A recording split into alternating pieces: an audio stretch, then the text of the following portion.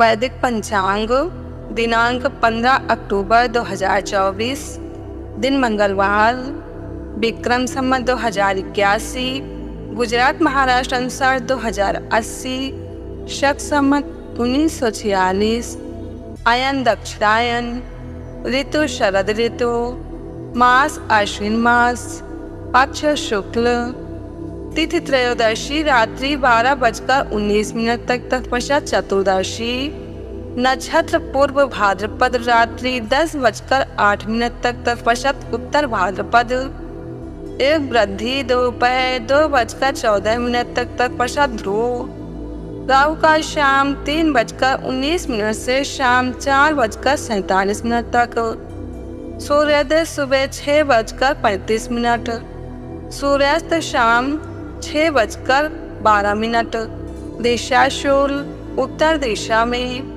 व्रत पर विवरण, भौम प्रदोष व्रत, पंचक विशेष। त्रयोदशी को व्यंजन खाने से पुत्र का नाश होता है। ब्रह्मपुराण ब्रह्मखंड। वैदिक पंचांग, शरद पूनम की रात दिलाए आत्म शांति स्वास्थ्य लाभ। 16 अक्टूबर 2024 बुधवार को शरद पूर्णिमा है। आश्विन पूर्णिमा को शरद पूर्णिमा बोलते हैं। इस दिन रास उत्सव और कोजागर व्रत किया जाता है। गोपियों को शरद पूर्णिमा की रात्रि में भगवान श्री कृष्ण ने बंशी बजाकर अपने पास बुलाया और ईश्वरी अमृत का पान करवाया था। अतः शरद पूर्णिमा की रात्रि का विशेष महत्व है। इस रात को चंद्रमा अपनी पूर्ण कलाओं के साथ पृथ्वी पर शीतलता, पोषक शक्ति एवं शांति रूपी अमृत वर्षा करता है। शरद पूनम की रात को क्या करें क्या न करें।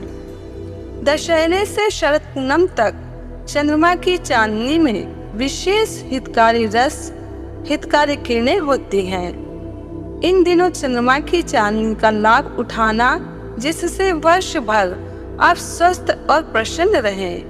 नेत्र ज्योति बढ़ाने के लिए दशहरे से शरद पूर्णिमा तक प्रतिदिन रात्रि में 15 से 20 मिनट तक चंद्रमा के ऊपर त्राटक करें। अश्विनी कुमार देवताओं के वैद्य हैं। जो भी इंद्रियां शिथिल हो गई हों, उनको पुष्ट करने के लिए चंद्रमा की चांदनी में हीर रखना और भगवान को भोग लगाकर अश्विनी कुमारों से प्रार्थना करना कि हमारी इंद्रियों का बल ओज बढ़े, फिर वो खीर खा लेना। इस रात सुई में धागा पिरोने का अभ्यास करने से नेत्र ज्योति बढ़ती है। शरद पूनम दमे की बीमारी वालों के लिए वरदान का दिन है। अपने आश्रमों में निःशुल्क औषधि मिलती है। वो चंद्रमा की चांदनी में रखी हुई खीर में मिलाकर खा लेना और रात को सोना नहीं, दमे का दम निकल जाएगा। चंद्रमा की चांदनी गर्भवती महिला की नाभि पर पड़े तो गर्भ पुष्ट होता है। शरद पूनम की चांदनी का अपना महत्व है, लेकिन 12 महीने चंद्रमा की चांदनी गर्भ को और औषधियों को पुष्ट करती है। अमावस्या और पूर्णिमा को चंद्रमा के विशेष प्रभाव से समुद्र में ज्वार भाटा आता है। जब चंद्रमा इतने बड़े दिगंबर समुद्र में उथल पुथल कर विशेष कंपायमान कर देता है, तो हमारे शरीर में जो जली अंश है, सप्त धातुएं हैं, सप्त रंग हैं, उन पर भी चंद्रमा का प्रभाव पड़ता है। इन दिनों में अगर काम विकार होगा तो विकलांग संतान अथवा जानलेवा बीमारी हो जाती है। और यदि उपवास व्रत तथा सत्संग किया तो तन तंदुरुस्त, मन प्रसन्न और बुद्धि में बुद्धिदाता का प्रकाश आता है। खीर को बनाए अमृतमय प्रसाद, खीर को रसराज कहते हैं। सीता जी को अशोक वाटिका में रखा गया था। रावण के घर का क्या खाएगी सीता जी, तो इंद्रदेव उन्हें खीर भेजते थे। खीर बनाते समय घर में चांदी का ग्लास आदि जो बर्तन हो, आजकल जो मेटल धातु का बनाकर चांदी के नाम से देते हैं वो नहीं, असली चांदी के बर्तन अथवा असली सोना धो धा के घी में डाल दो तो उसमें रजत क्षार या स्वर्ण क्षार आएंगे। लोहे की कढ़ाई अथवा पतीली में खीर बनाओ तो लौह तत्व भी उसमें आ जाएगा।